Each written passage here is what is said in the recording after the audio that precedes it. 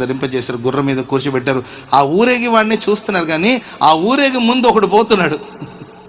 ఎవరండి ఆయన? చెప్పాలి, ఎవరైనా? చచ్చిపోయి ఉంటాడు అవమానానికి. సగం చచ్చాడు ఆ రోజే, ఆయన ఆ రోజే చచ్చాడు. బడాయి బడాయి బడాయి బడాయి పోకుండా ఉంటే సరిపోయేది కదా.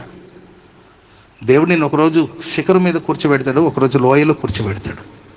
కొండ మీద ఉన్నా సంతోషంగా ఉండు, లోయలో కూర్చోబెట్టిన సంతోషంగా దేవుని నామాన్ని మహింపరచాలి. చెప్పండి కూడా మందరు గట్టిగా, గట్టి గట్టి గట్టి గట్టి గట్టిగా హల్లెలూయా చెప్పండి, గట్టిగా హల్లెలూయా చెప్పాలి, గట్టిగా హల్లెలూయా హల్లెలూయా.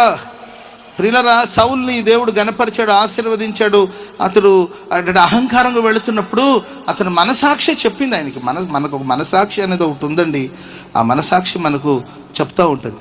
మనసాక్షి మనకు చెప్తుంటుంది, తప్పురా ఇది తప్పు, తప్పక చెప్తుందండి.